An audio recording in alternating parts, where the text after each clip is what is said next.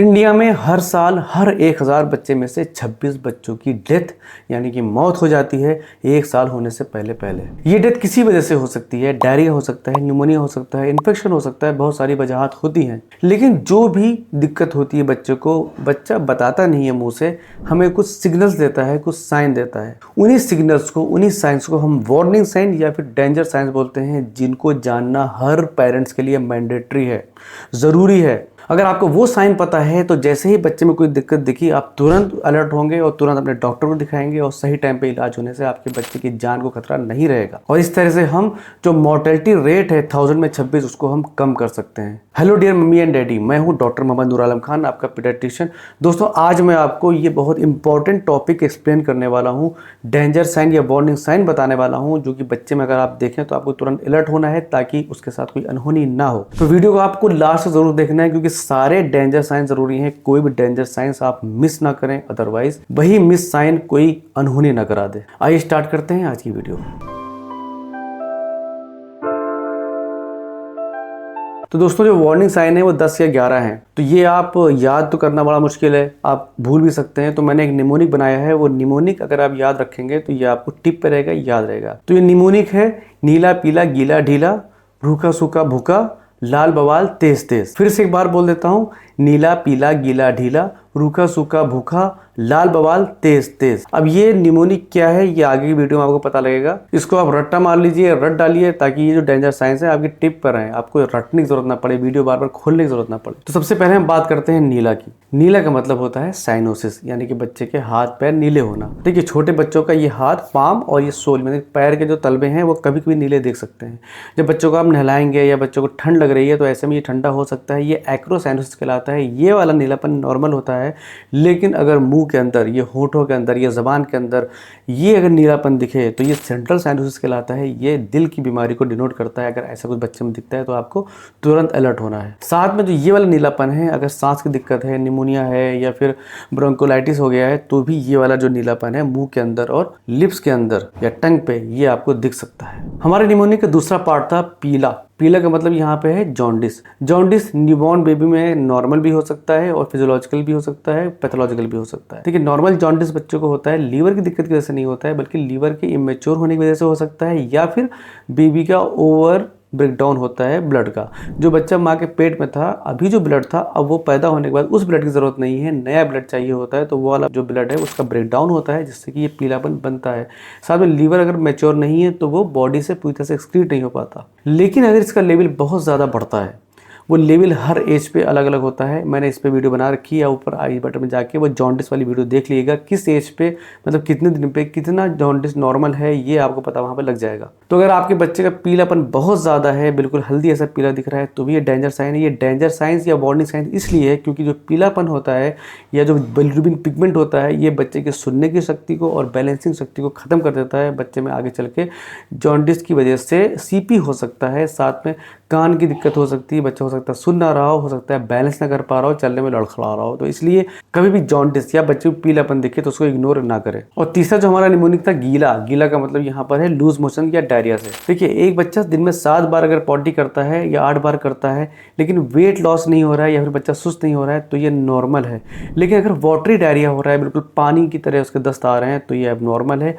Watery diarrhoea बच्चों में पानी कमी करा सकता है, जो कि जानलेवा हो सकता है। तो अगर वाटरी डायरिया हो रहा है, बिल्कुल पानी से दस्त आ रहे हैं, तो भी आपको तुरंत में डॉक्टर को दिखाना है। और हमारे निमोनिक का जो चौथा पार्ट था ढीला। ढीला का मतलब यहाँ पर है लिथार्जिक से या बच्चे के हाथ पैर ढीले होने से। देखिए, एक न्यूबॉर्न बच्चा होता है, अगर उसके हाथ को आप ऐसे खोलेंगे तो वो तुरंत ऐसे कर लेगा, ये हाथ को खोलेंगे तो तुरंत ऐसे कर लेगा।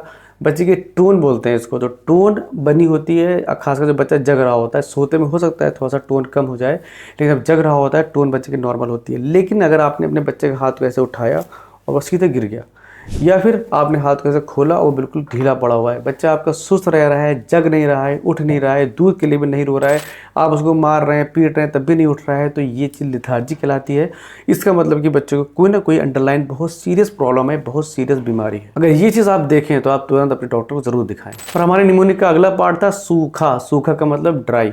तो सूखा का यहाँ से मतलब है कि बच्चा पेशाब ना करे, यानी कि यूरिन पास ना करे। ठीक है, न्यूबॉर्न बेबी जब पैदा होता है उसके बाद 48 आवर्स के अंदर उसको यूरिन पास कर देना चाहिए। एक बार उसे यूरिन पास कर दिया, आपने फीड स्टार्ट कर दिया, इसके बाद आपके बच्चे को दिन में 6 बार कम से कम पेशाब करना चाहिए। 6 बार से कम कर रहा है तो मतलब यूरिन कम पास कर रहा है। अगर आपके बच्चे में पानी कमी है या आपने फीड कम कराया है या फिर किसी तरह की गुर्दे की दिक्कत है, कोई ऐसी प्रॉब्लम है, तो आपके बच्चे की यूरिन आउटपुट कम हो जाएगा, यानी कि पेशाब आना बंद हो जाएगा।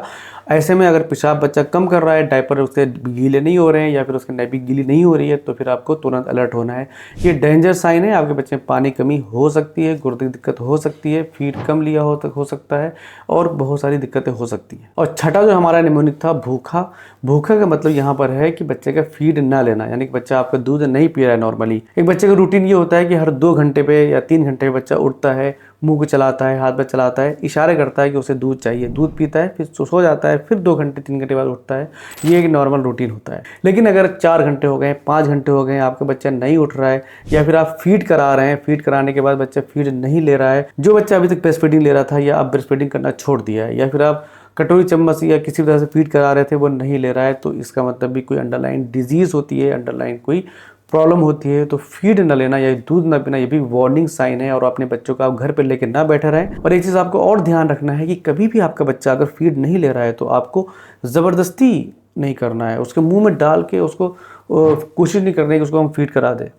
ये चीज़ बच्चे में एस्पिरेशन करा सकता है, अगर क्योंकि बच्चा निगलना चाहता नहीं है, आपने मुंह में उसको दूध भर दिया है, तो वो हो सकता है कि उसको सॉलो ना करना चाहे और सांस की नली में वो चला जाए, बच्चा खींच ले, तो ये चीज़ तुरंत सडन डेथ हो सकती है इसमें। इसलिए ये चीज़ भी आपको ध्यान रखना है। अगर फीड नहीं ले रहा है प्रॉपर्ली तो फिर आपको ज़बरदस्ती फीड नहीं कराना है, अपने डॉक्टर के पास लेके जाना है, पहले दिखाना है, चेकअप कराना है, उसके बाद फिर आप फीड कराएं as per your doctors advice. और 7वें नंबर का जो हमारा निमोनिक था वो था सूखा। सूखा का मतलब यहाँ पर है डिहाइड्रेशन से, मतलब कि बच्चे की बॉडी से पानी पूरी तरह से निकल गया। वो कई वजह से हो सकता है बच्चों को फीड ना कराया हो, जिसकी वजह से उसका वाटर लॉस हुआ और साथ में नया फीड ना मिलने की वजह से पानी की कमी हो गई, या फिर हो सकता है बच्चों को वॉमिटिंग बहुत ज़्यादा हो रही हो, या फिर ये भी हो सकता है बच्चों को डायरिया हो गया हो, दस्त हो गया हो, किसी वजह से बॉडी से वाटर अगर लॉस अगर हो रहा है तो फिर बच्चा डिहाइड्रेटेड हो जाता है। और ऐसी कंडीशन में आपके बच्चे की स्किन बिल्कुल ड्राई हो जाएगी, स्किन में झुर्रियाँ पड़ जाएंगी, जैसे बुड्ढों की होती हैं उस तरह झुर्रियाँ पड़ जाएंगी। और साथ में जब आप स्किन को पिंच करेंगे, ऐसा आप स्किन को अगर दबाएंगे तो दबाने के बाद वो दबी रहेगी, बहुत धीरे धीरे वो फैल के वापस नॉर्मल पोजीशन पे आएगी। तो ये डिहाइड्रेशन के साइन होते हैं। यहाँ पर आपको देखना है बच्चे के होंठ ये सूखे होंगे, ज़बान सूखी होगी, बच्चे की आंखें अंदर की तरफ चली गई होंगी। तो ये जो सारे साइंस हैं ये डिहाइड्रेशन के साइंस हैं। ऐसा कुछ साइन आप अपने बच्चे में देखते हैं तो आप तुरंत अपने डॉक्टर को दिखाएं। और 8th नंबर का जो हमारा निमोनिक था वो था लाल। लाल का यहाँ पे मतलब है ब्लीडिंग से। बॉडी में कहीं से भी ब्लीडिंग हो रही हो, चाहे वो मुंह से हो रही हो, नाक से हो रही हो, लैट्रिन के रास्ते में हो रही हो, पेशाब के रास्ते में हो रही हो, या फिर अम्बलाइकल या जो अम्बलाइकल कॉर्ड जो कट गई थी वहां से अगर ब्लीडिंग हो रही है बहुत ज़्यादा, तो ये सारे जो ब्लीडिंग है वो डेंजर साइन है। इसमें बच्चे में किसी भी तरह की कोगुलेशन डिफेक्ट हो सकता है कि प्लेटलेट कम हो सकता है कि उसके लीवर में कोई दिक्कत हो। तो ये अगर ब्लीडिंग आप कहीं भी देखें तो कभी भी नॉर्मल नहीं है, आपको तुरंत आके अपने डॉक्टर को दिखाना है।